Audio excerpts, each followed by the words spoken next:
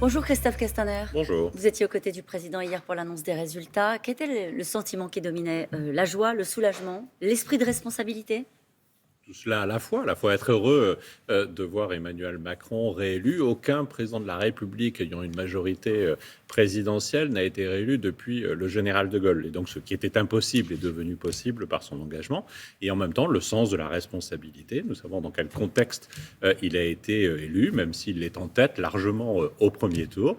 Il y a ce qu'on appelle le Front républicain, un réflexe anti-extrême droite qui fait qu'aujourd'hui, ceux qui ont voté pour lui ne sont pas forcément des gens qui ont adhéré à son projet, même si son projet a été le premier choisi par les Français dès le premier tour. Jamais autant de Français n'auront voté pour l'extrême droite. C'est une éclatante victoire, a dit hier Marine Le Pen.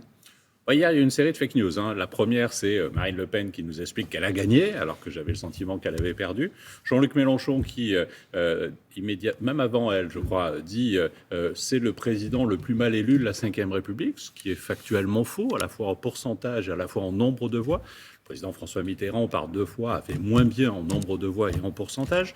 Georges Pompidou, François Hollande et même Jacques Chirac ont fait moins bien. Mais c'est pas grave, Jean-Luc Mélenchon peut balancer une fake news. Et d'ailleurs, cette fake news fait des petits, elle est reprise ensuite en permanence. Non, hier, il y a un candidat, Emmanuel Macron, qui a été réélu et qui a été réélu dans ce contexte particulier que nous connaissons. Et d'ailleurs, lui-même, quand il est au Champ de Mars, s'adresse à tous les Français et souligne aussi cette particularité. Alors Jean-Luc Mélenchon, pour préciser, parce que Adrien Quatennens sera notre invité dans un instant, il dit un tiers seulement des inscrits. C'est pour ça que c'est le président le plus mal élu. Alors ça, c'est la spécialité de la France insoumise, de contester les élections quand il ne les mène pas au pouvoir.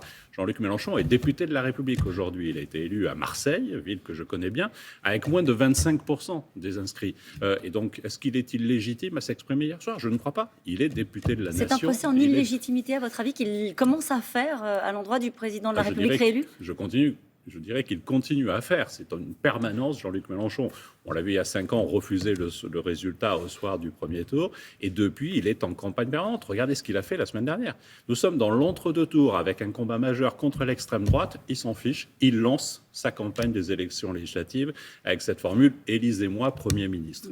Je pense qu'il est toujours dans l'élection d'après. C'est un jeu permanent pour lui. C'est un jeu ou c'est un jeu dangereux?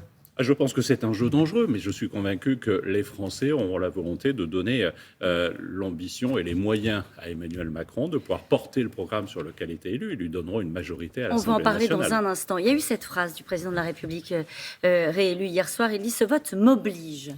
L'oblige à quoi?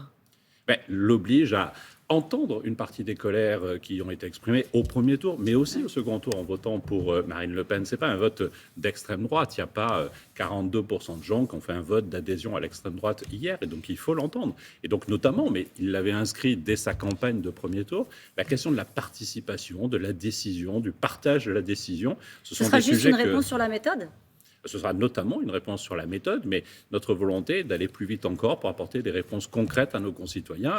Et dès cet été et avant l'été, nous travaillerons sur les sujets de santé, sur les sujets d'école, sur les sujets d'environnement. De pouvoir d'achat? Sur les sujets de pouvoir d'achat, évidemment. Et d'ailleurs, ce sera une des premières lois que nous porterons pour revaloriser, par exemple, les retraites de nos retraités.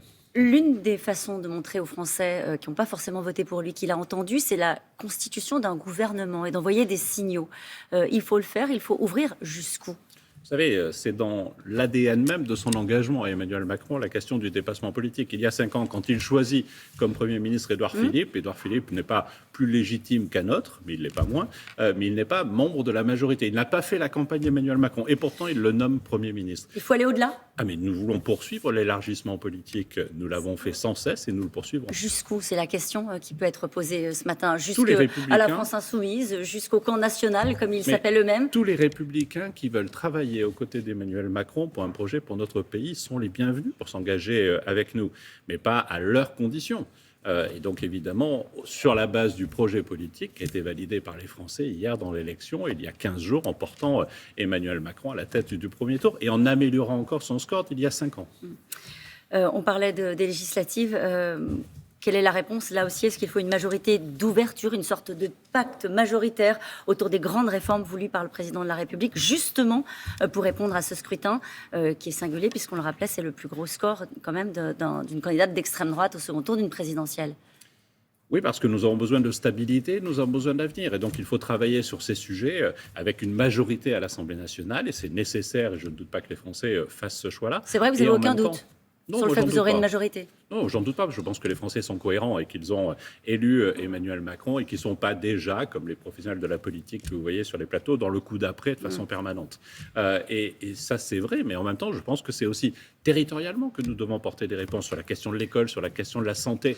Et donc, on ne va pas choisir nos interlocuteurs. Il y a des endroits où les maires ont été élus à l'époque avec une étiquette LR, une étiquette PS ou sans étiquette. C'est avec eux que nous voulons travailler. L'étiquette LAREM, elle existera encore aux prochaines législatives ou est-ce qu'il faut faire autrement? Écoutez, on a fait la campagne sur l'étiquette de la majorité présidentielle et ce qui compte, c'est d'apporter une majorité présidentielle pour mettre en œuvre ce projet. Donc ça veut dire qu'il n'y aura plus l'étiquette La République En Marche? Oui, moi je suis à la République En Marche Oui, et je justement. continuerai C'est pour ça que je vous pose la à la question. République En Marche. Il n'y a pas d'évolution institutionnelle qui sont prévues tout de suite, mais s'il y en avait, de toute façon, ce sera encore une fois dans l'élargissement politique et pas dans le rabougrissement.